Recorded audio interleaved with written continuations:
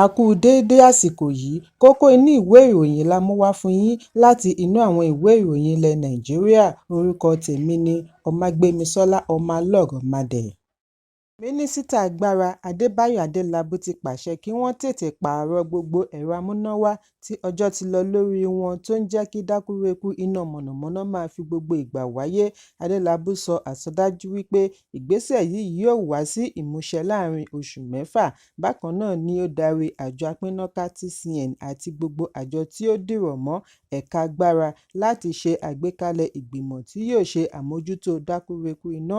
Àṣẹ mínísítà yìí ń wáyé lẹ́yìn ìròyìn tí a gbọ́ wípé ẹ̀rọ amúnáwá National Grid tún dẹnu kọlẹ̀ láàrin aago 11:30 òwúrọ̀ àná Ọjọ́bọ̀, ọjọ́ 7 oṣù kọkànlá ọdún 2024.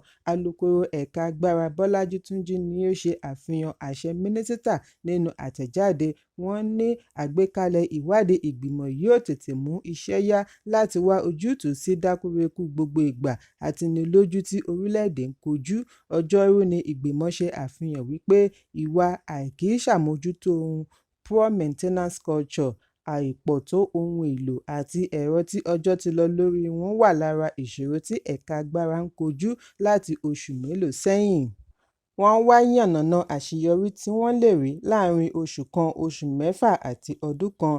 Bẹ́ẹ̀ TCN ti ṣe àfihàn wípé késekése lọmọ orílẹ̀-èdè tí ì rí pẹ̀lú dákúrekú iná.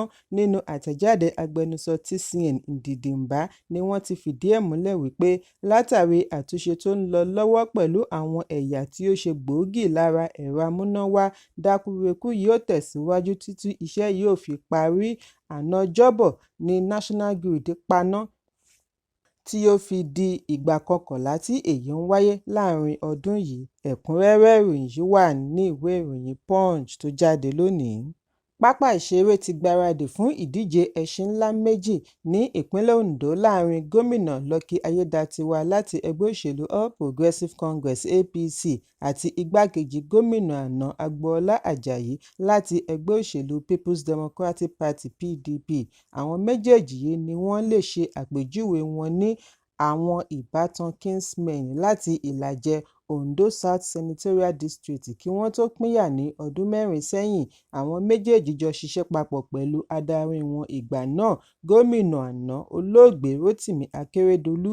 Ọjọ́ 16 oṣù kọkànlá yóò jẹ́ àrà ọ̀tọ̀ bí Ayédatiwa tí ó jogún ipò lọ́wọ́ ọ̀gá rẹ̀ ṣe ń ṣiṣẹ́ kárakára láti túbọ̀ fìdí mọ́lẹ̀ lórí ipò ni Ajayi ń gbèrò àti yẹ àga mọ́ nídìí.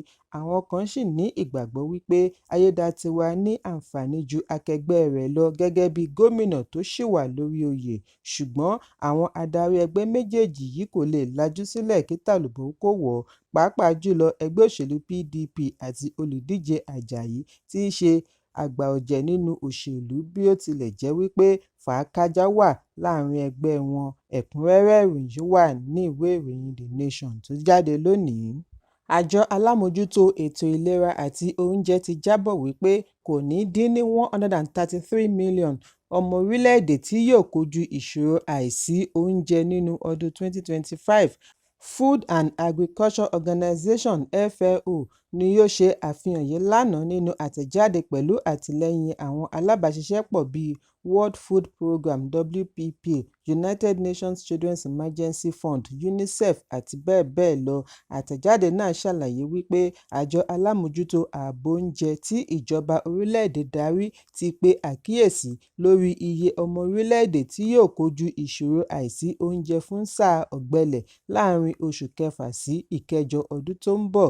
Ó jẹ́ ìyàlẹ́nu ńlá wípé àlékún mílíọ̀nù 7 ènìyàn tí ó lé sí ti ọdún tí ó kọjá kò sì sé lórí ìṣòro ọrọ̀ ajé, ọ̀wọ́ngógó, àyípadà ojú ọjọ́ àti ìkọlù gbogbo ìgbà ní ẹkùn àríwá ìlà oòrùn. Níbi àgbékalẹ̀ ìwádìí yìí ni Permanent Secretary fún Federal Ministry of Agriculture and Food Security, Dókítà Tèmítọ́pẹ́ Fáṣẹ́dèmí, tí Dókítà Nuhu Kilishi Mohammed ṣaṣojú, ti ní kí wọ́n ṣe àgbéyẹ̀wò àkọọ́lẹ̀ yìí fún ìgbáradì káàkiri gbogbo iléeṣẹ́ ìjọba, àjọ ìjọba, MDAs àti bẹ́ẹ̀ bẹ́ẹ̀ lọ. Ẹ̀kúnrẹ́rẹ́ ìròyìn yìí wà ní ìwé ìròyìn Vanguard tó jáde lónìí. Awakọ̀ taxi boat Stephen Abuwasera tí aṣòfin tó ń ṣaṣojú Aba North South ní ilé-ìgbìmọ̀ Alex Ikweché fìyà jẹ nígbà tí ó lọ já ọjà fún ní ilé rẹ̀ ti tọrọ àforíjì ẹ̀ṣẹ̀ fún ìgbésẹ̀ rẹ̀. Nínú àfihàn fídíò tí ó tó akọ̀ròyìn lọ́wọ́ ní Abuwatseya ti ní òun kábàámọ̀ wípé òun múnú bí Ikweché bí ó ti ní kí ọmọ orílẹ̀-èdè fi orí jì òun. Abuwatseya ní ó wu òun láti tọrọ àforíjì lórí ohunkóhun tí òun ìbá sọ láti múnú bí Ikweché. Ó ní òun fẹ́ sọ fún ọmọ orílẹ̀-èdè wípé àsìkò yìí kìí ṣe àsìkò ìpínyà nítorí ẹ̀sìn tàbí ẹ̀yà. Ó yẹ kí a parapọ̀ láti wo bí a ṣe lè wà ní ìṣọ̀kan láti gbé orílẹ̀-èdè gòkè àgbà. Abuwatseya bẹ̀bẹ̀ wípé kí a dáríjì ara wa gẹ́gẹ́ bí ó ti wà nínú ìwé mímọ́ pẹ̀lú àdúrà Olúwa wa tí ó ní kí a dáríjì àwọn tí ó ṣẹ̀ wá nítorí kò lè sí ìdájọ́ láìsí ìdáríjì. Awakọ̀ táásì yìí fi àkókò yìí dúpẹ́ lọ́wọ́ ẹbí, ará, ọ̀rẹ́ àti ojúlùmọ̀ rẹ̀ fún àdúrótì wọn. Ó ní òun nífẹ̀ẹ́ wọn kí Ọlọ́run bùkún Nàìjíríà.